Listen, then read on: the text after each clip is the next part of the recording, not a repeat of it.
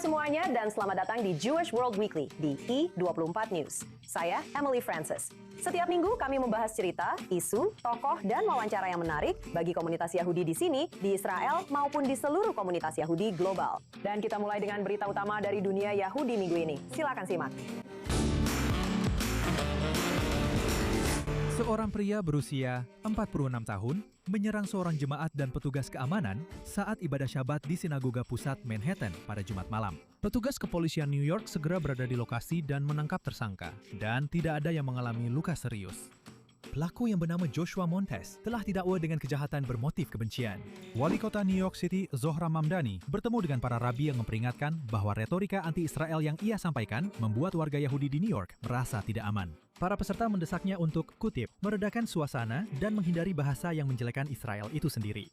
Kantor Mamdani menyebut sesi tersebut terbuka dan konstruktif, serta berfokus terutama pada keselamatan warga Yahudi.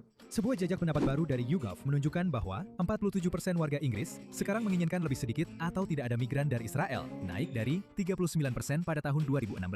Hanya 5% yang mendukung lebih banyak migran Israel datang ke negara tersebut, sementara 24% merasa puas dengan jumlah saat ini. Sebagian besar didorong oleh sentimen anti-Israel di sayap kiri. Hanya Rusia, Pakistan, dan Nigeria yang dipandang kurang ramah terhadap migran oleh masyarakat Inggris. IDF telah mengidentifikasi makam Shlomo Haimson, seorang tentara Yahudi berusia 18 tahun, yang ditembak mati saat melarikan diri dari kamp tahanan Inggris di Siprus pada tahun 1948. Dia tewas saat mencoba melarikan diri setelah mengetahui pasangannya telah melahirkan. Jenazahnya kemudian dimakamkan kembali di sebuah makam tanpa tanda di Haifa. Dengan menggunakan arsip, foto, dan kesaksian saksi, para penyelidik mencocokkannya dengan makam 11 di pemakaman Kfar Samir, mengakhiri 78 tahun ketidakpastian. Keluarganya di Brazil diberitahu minggu ini dan akan menghadiri upacara militer untuk memasang batu nisan yang bertuliskan namanya. Dan terakhir, pengusaha Yahudi Bob Iger dan Joshua Kushner membeli Los Angeles Lakers dalam kesepakatan rekor senilai $12,5 miliar. Penjualan ini terjadi hanya setahun setelah Mark Walter membeli tim tersebut seharga $10 miliar. Ia dikabarkan sedang berusaha mengumpulkan dana di tengah penyelidikan Departemen Kehakiman. Kushner, seorang miliarder kapitalis Ventura dan saudara dari Jared Kushner, akan menjual sahamnya di Miami Heat untuk menyelesaikan pembelian bersama mantan CEO Disney, Iger. Orang-orang menyebutnya sebagai momen titik balik dalam sejarah Israel. Pemilihan umum yang akan datang pada 27 Oktober akan menentukan apakah Perdana Menteri Benjamin Netanyahu tetap menjabat atau mengakhiri hampir 20 tahun masa jabatannya yang tidak berturut-turut sebagai pemimpin tertinggi negara itu. Dan tidak seperti sistem pemungutan suara untuk ekspatriat Amerika Serikat, warga negara Israel, yang tinggal di luar negeri tidak diizinkan memilih dengan surat suara absen, sehingga mereka harus datang langsung jika ingin memberikan suara. Sekarang, sebuah inisiatif ekspatriat Israel yang populer bernama Fly and Vote yang dijalankan oleh Aid Coalition melakukan segala upaya untuk memastikan warga Israel terbang pulang dan memberikan suara. Untuk membahas lebih lanjut tentang hal ini, bersama kita dari New York adalah Batel Bleish Sultanik, CEO Aid Coalition di New York. Terima kasih sudah hadir di sini. Terima kasih, Emily. Jadi, ini adalah inisiatif yang sangat besar. Dan kita tahu betapa pentingnya pemilu yang akan datang ini. Tapi saya penasaran saja. Saya tahu kita tidak tahu angka pastinya. Tapi kira-kira berapa banyak ekspatriat yang tinggal di luar Israel? Maksud saya, terutama di Amerika Serikat, yang mungkin Anda paling tahu. Banyak kan? Iya. Jadi perkiraannya ada antara 700.000 hingga 1 juta pemilih Israel yang tinggal di luar Israel. Wow. Itu setara dengan sekitar 10% dari total jumlah pemilih. Wow, itu banyak sekali. Dan ini adalah hal yang aneh karena kalau dipikir secara logis, kita bisa memberikan suara dengan surat suara absen. Dan itu seperti salah satu hal yang sudah tertanam dalam sistem pemilu, tapi sebenarnya sudah sangat ketinggalan zaman.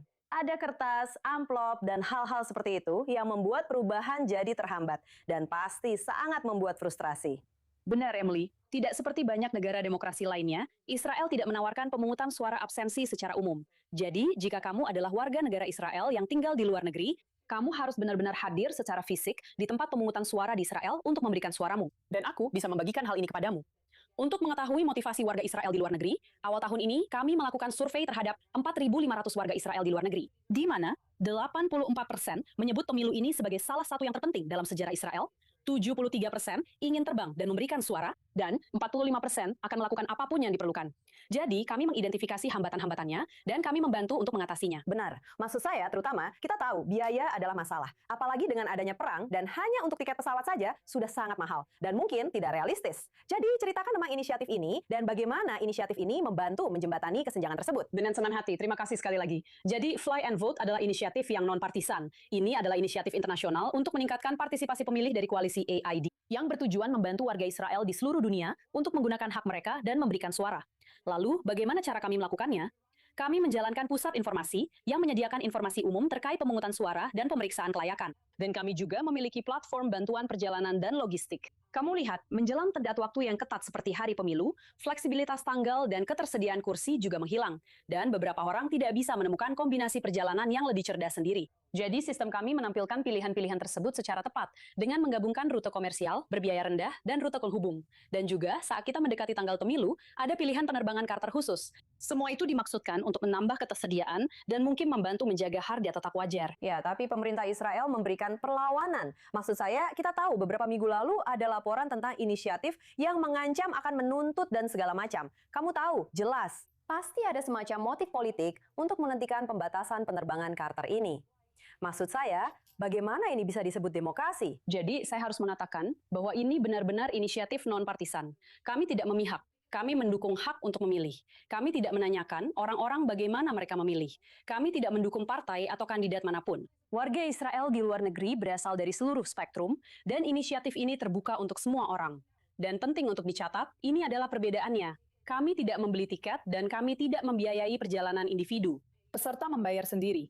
Kami menyediakan informasi dan akses ke pilihan perjalanan. Itu sangat penting. Sekarang pertanyaannya, berapa banyak yang kita perkirakan? Saya rasa kita belum benar-benar tahu. Apalagi masih banyak maskapai yang belum datang ke Israel. Menurutmu, apakah ini cukup untuk benar-benar membuat perbedaan? Jadi saat ini, lebih dari 30.000 orang telah mendaftar ke inisiatif ini. Saya bisa memberitahu Anda bahwa menurut sumber industri, ada lonjakan pemesanan tiket sebesar 300% untuk hari-hari sebelum pemilu tahun ini dibandingkan dengan tingkat normal. Dan omong-omong, itulah yang sedang kami coba pahami sekarang. Pendaftaran dan peningkatan kesadaran untuk tahap pertama. Dan tahap berikutnya adalah benar-benar mengidentifikasi siapa yang sudah memiliki perjalanan, siapa yang masih membutuhkan bantuan, dan bagaimana kita bisa lebih lanjut. Anda tahu, membantu mengatasi hambatan-hambatan tersebut. Dan kami baru saja meluncurkan survei publik minggu ini untuk memetakan berapa banyak warga Israel yang berencana untuk mencoba dan memilih, serta melihat posisi mereka dan bagaimana kami bisa membantu lebih lanjut. Wah, jadi ini memang pekerjaan yang cukup besar. Dan bagaimana cara Anda menyebarkan informasinya? Dimanapun ada komunitas Israel, di semua platform media sosial, humas, pokoknya di mana-mana.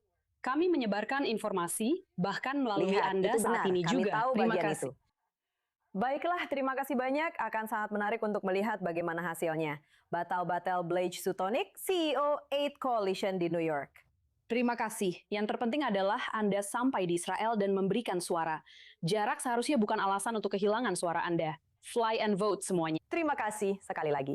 Jeffrey Myers telah mengundurkan diri sebagai rabi di sinagoga Tree of Life di Pittsburgh setelah hampir 1 dekade menjabat. Namun masa jabatannya sebagai rabi jauh dari kata biasa karena ia harus menjadi cahaya dan sumber optimisme. Tidak hanya bagi jemaatnya, tetapi juga bagi orang Yahudi di seluruh Amerika Serikat. Karena pada tahun 2018, tempat itu menjadi lokasi serangan teror paling mematikan dalam sejarah Yahudi Amerika. Berikut laporan selengkapnya.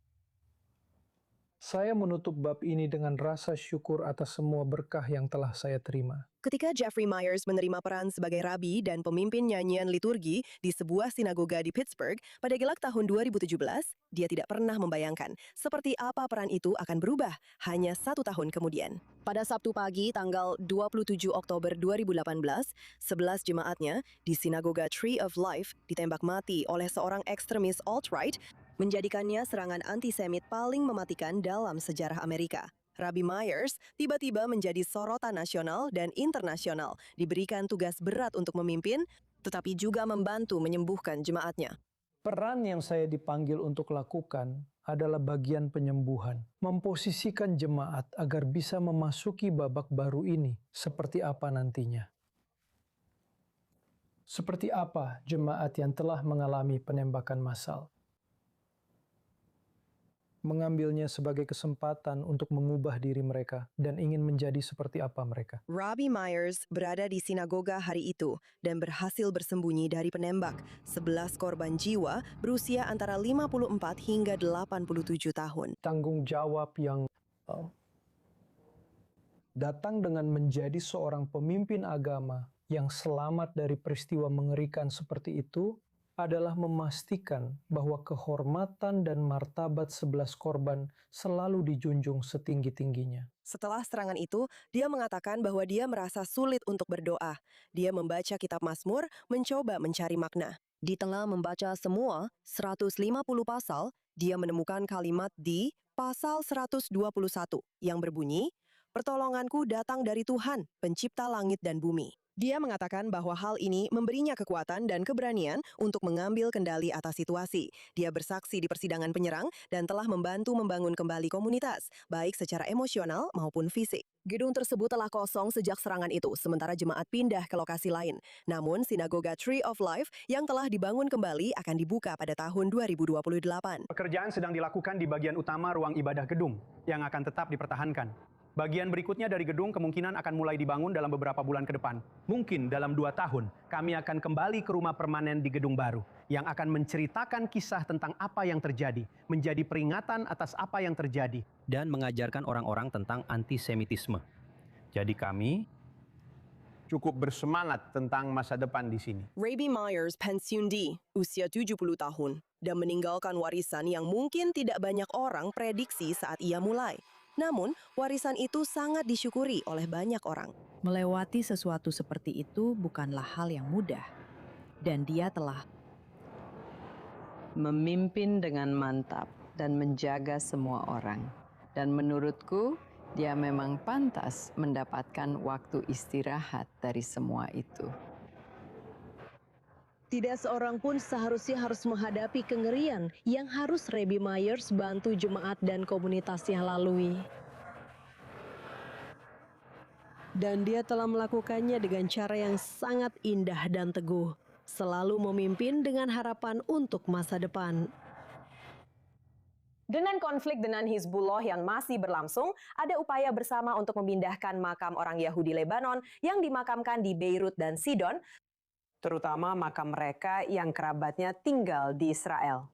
Media Lebanon melaporkan bahwa Israel telah meminta pemindahan jenazah tersebut sebagai bagian dari negosiasi antara Israel dan Lebanon mengenai perjanjian permanen. Bergabung bersama kami sekarang dari Boston adalah Frank Salame, Profesor Studi Timur dekat di Boston College. Hai, terima kasih sudah hadir di sini.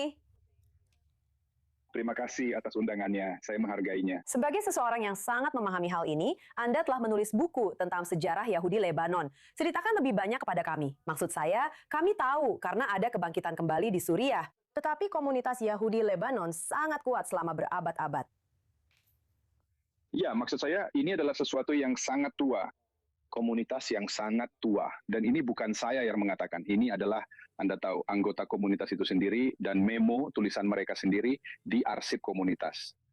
Mereka menelusuri asal-usul mereka ke zaman Alkitab kan. Peristiwa Alkitab terjadi di Lebanon sama seperti di Israel. Jadi itu bukan komunitas nomaden, itu bukan komunitas sementara atau orang asing yang datang dari tempat lain kan. Bukan, memang bukan. Seluruh gagasan tentang memulangkan, kalau boleh dibilang dalam tanda kutip, jenazah orang-orang Yahudi Lebanon. Jika itu memang bagian dari negosiasi, hal itu sangat mengganggu saya. Karena hal itu dalam suatu cara berkontribusi pada penghapusan sejarah Yahudi dari sejarah Lebanon modern. Jadi tidak hanya pengasingan orang Yahudi dari Lebanon yang berakhir pada awal 1990-an. Tetapi sekarang Anda tahu, saya akan menggunakan kata yang kuat di sini. Ada upaya jika negosiasi ini benar-benar sedang berlangsung. Dan saya merasa bingung tentang hal ini karena saya tidak tahu apakah pemerintah Lebanon mampu untuk melakukan negosiasi mengenai sisa-sisa komunitas Yahudi Lebanon. Ini melengkapi lingkaran Judenfrei, jika Anda mau, semacam pembersihan Lebanon. Dari sejarah Yahudi yang hidup telah pergi, Benar. tapi kita semacam membantu Hizbullah untuk Array, Stewart. memindahkan jenazah itu. Untuk benar-benar menghapusnya, hilangkan semua jejak dan simbol. Pada Itu dua sangat ahli menarik, bahasa. ya, itu sangat Sekarang menarik. aku harus Perspektif yang melakukannya. menarik. Dan aku belum pernah memikirkan itu sebelumnya. Dan juga aku baru saja berpikir, hal pertama, kau tahu, itu sebenarnya bukan bagian dari hukum Yahudi untuk melakukan penggalian jenazah. Maksudku, kita paham, pada masa Inkuisisi, semua orang berusaha agar keluarga mereka dimakamkan di Bukit Zaitun. Tapi dari sudut pandang mereka, yang katanya menginginkan hal ini terjadi, apakah itu bisa membantu dari sudut pandang leluhur mereka, maksudku kerabat mereka di Israel, untuk memberikan semacam kelegaan atau rasa tuntas? Iya, tentu saja. Saya benar-benar memahami sisi emosional dari hal ini. Tapi dari sisi sejarah, sebagai seorang yang mempelajari sejarah, saya cukup terganggu oleh hal itu. Karena masih ada orang Yahudi di Lebanon. Tentu saja kami tidak memiliki seorang rabi. Jadi Anda tahu, proses kelahiran, pernikahan, dan kematian, Anda tahu, perayaan kehidupan Yahudi itu tidak mungkin dilakukan tanpa seorang rabi. Biasanya Anda tahu, sampai tahun 1990-an, Lebanon biasa mendatangkan seorang rabi dari Turki untuk melakukan upacara terakhir dan sebagainya. Tapi Anda tahu, tidak adanya seorang rabi karena alasan yang jelas membuat Hizbullah, Anda tahu, antisemitisme laten, jika Anda mau, membuat hal itu menjadi tidak mungkin. Jadi komunitas itu perlahan-lahan mulai punah. Jadi Anda tahu hal itu sangat mengganggu saya. Ya, masuk akal. Dan pertanyaan saya juga adalah, kamu tahu, maksudku kita tahu, kita pernah membuat cerita tentang kamu tahu. Di Suriah, sejak rezim Assad jatuh, orang Yahudi Suriah ingin kembali untuk mengambil properti mereka dan menghidupkan kembali. Memang, Suriah punya salah satu komunitas Yahudi terbesar. Negaranya juga jauh lebih besar. Tapi apakah ada keinginan untuk itu? Jika suatu hari kita berhasil melewati konflik ini, apakah akan ada dorongan untuk kembali? Tentu saja, maksudku, menurutku komunitas Yahudi Lebanon seharusnya mereka yang telah pergi atau terpaksa pergi seharusnya bisa kembali. Kamu tahu, aku punya keraguan besar tentang mereka. Kamu tahu, kembali ke Lebanon untuk membangun kembali keberadaan mereka. Mereka akan kembali, seperti aku sebagai seorang Kristen Lebanon, kembali kapanpun aku bisa, hanya untuk berkunjung. Aku tidak berpikir, kamu tahu, masyarakat sudah sangat jauh dari kamu tahu, gagasan tentang Lebanon di tahun 1940-an. Ya, Parisnya sebagai Timur Tengah. Konfederasi Mayana ini. Ya, bukan hanya itu, tapi kamu tahu, gagasan tentang banyak komunitas yang bisa hidup berdampingan dengan harmonis itu sudah lama hilang. Dan karena Lebanon yang beragam, multi-etnis, pluralis seperti ini, pada dasarnya dibentuk oleh orang Kristen Lebanon. Dan orang Kristen Lebanon saat ini tidak lagi ada sebagai komunitas dengan pengaruh politik. Jadi Lebanon telah berpindah ke sisi gelap kalau boleh dibilang dalam aspek tersebut. Baiklah, sangat menarik. Terima kasih banyak Frank Salame, profesor di Boston College. Terima kasih. Baiklah, mereka memanggilnya Schindler dari Tiongkok. Ho Fangshan menyelamatkan ribuan orang Yahudi selama masa jabatannya sebagai konsul jenderal Tiongkok di Wina dari tahun 1938 hingga 1940. Dan sekarang wajahnya digunakan oleh sebuah perusahaan properti Tiongkok untuk menjual rumah murah kepada turis asing di kampung halamannya. Putrinya sangat marah tentang hal itu. Berikut laporan selengkapnya dari Alex Luz. Sebuah situs web properti Tiongkok berada di tengah kontroversi peringatan Holocaust yang sangat tidak biasa setelah menggunakan warisan salah satu sahabat terbesar kaum Yahudi dari Tiongkok untuk menjual rumah. Pria yang menjadi pusat perhatian adalah Hong Huang Fengshan, yang kadang-kadang disebut sebagai Schindler dari Tiongkok. Ho adalah konsul jenderal Tiongkok di Wina ketika Nazi Jerman mengambil alih kekuasaan. Pada saat itu, orang-orang Yahudi Austria mencari segala cara untuk melarikan diri. Namun untuk meninggalkan wilayah yang dikuasai Nazi, mereka membutuhkan bukti bahwa negara lain akan menerima mereka. Disitulah Ho turun tangan. Dia mulai mengeluarkan visa ke Shanghai untuk keluarga-keluarga Yahudi, ribuan jumlahnya. Meskipun pada saat itu, Shanghai sama sekali tidak memerlukan visa masuk. Tetapi dia melakukannya untuk memberikan dokumen yang dibutuhkan orang Yahudi agar bisa melarikan diri. Dan terus melakukannya meskipun mendapat tentangan dari atasannya. Tindakannya sebagian besar tidak diketahui selama hidupnya. Tetapi setelah kematiannya, Yad Vashem mengakui dia sebagai orang benar di antara bangsa-bangsa. Penghargaan ini diberikan kepada non-Yahudi yang mempertaruhkan diri mereka untuk menyelamatkan orang Yahudi selama Holocaust. Sekarang, beberapa dekade kemudian, sebuah situs properti di kampung halaman Ho di Yiyang menggunakan sejarah itu dalam sebuah judul iklan. Rumah seharga $40.000.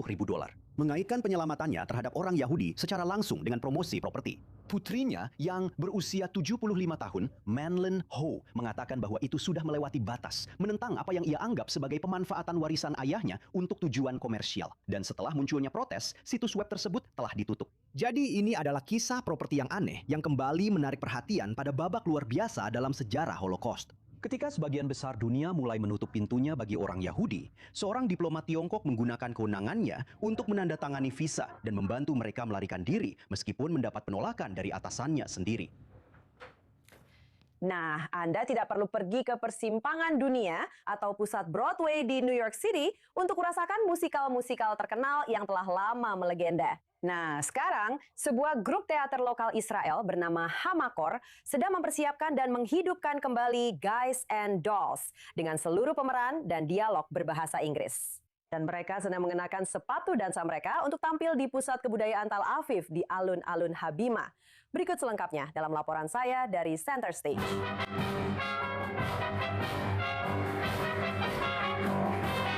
Mungkin ini bukan Broadway yang terkenal, tapi ini adalah Kota Putih. Dan pertunjukan klasik Broadway Guys and Dolls sedang meramaikan dunia budaya di Tel Aviv. Di New York, jika kamu ingin tetap taat beragama, hampir mustahil untuk melakukannya dan tetap berada di dunia hiburan pada saat yang sama. Dan saya memutuskan untuk tetap taat beragama, dan saya mengorbankan karir akting saya. Ayo lihat. Lihat. Joey Silverman, seorang pensiunan dokter gigi dari New Jersey, sedang mengambil risiko dan menghidupkan kembali karir teater musikalnya di Tel Aviv. Terima kasih, Sky Masterson. Dan penjudi besar, pria yang bisa bertaruh apa saja dan selalu menang. Dan ini benar-benar pemeran yang hebat dengan sekelompok orang dewasa dan anak-anak yang menyenangkan, yang benar-benar berkomitmen untuk melakukan ini.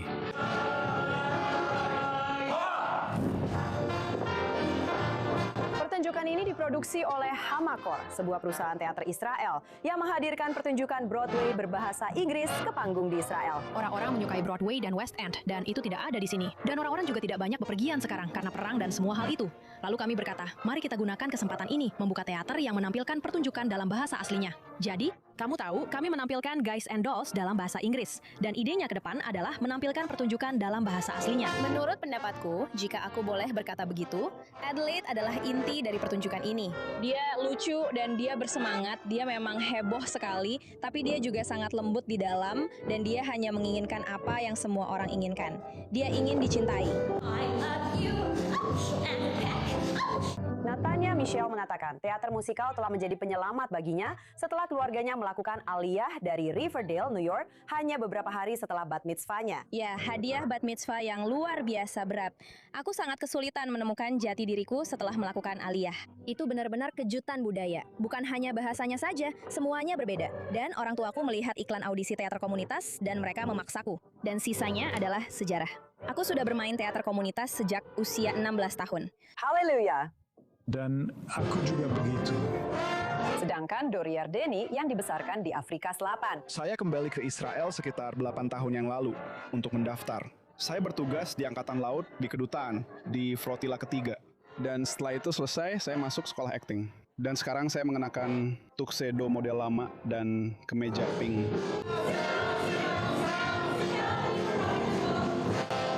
Can nicely Johnson. Orang ini tidak terlalu pintar, tapi dia selalu tersenyum. Dia cukup sering lapar, suka makan, dan selalu siap untuk tertawa bersama. 1, 2, 3, 4. Terlebih lagi, ada orkestra yang tampil langsung yang sebagian besar terdiri dari alim hadashim dari seluruh dunia di bawah arahan Shelly Bimnan. Ini pertama kalinya saya memproduksi pertunjukan apapun. Jadi bagi saya ini seperti, kamu tahu, ini mendebarkan, ini membuat saya marah, ini membuat saya tertawa, ini membuat saya merasakan banyak hal.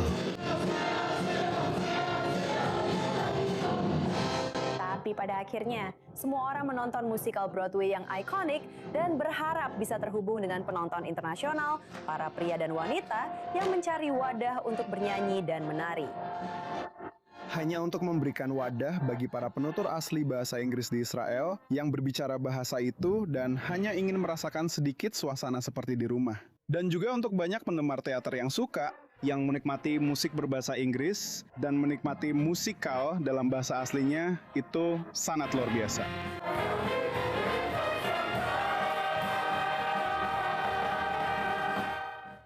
Dan itu saja untuk episode Jewish World Weekly minggu ini. Kamu bisa mengunjungi saluran YouTube atau media sosial kami. Masih banyak lagi yang bisa kamu ikuti di sana, termasuk episode ini dan episode-episode sebelumnya.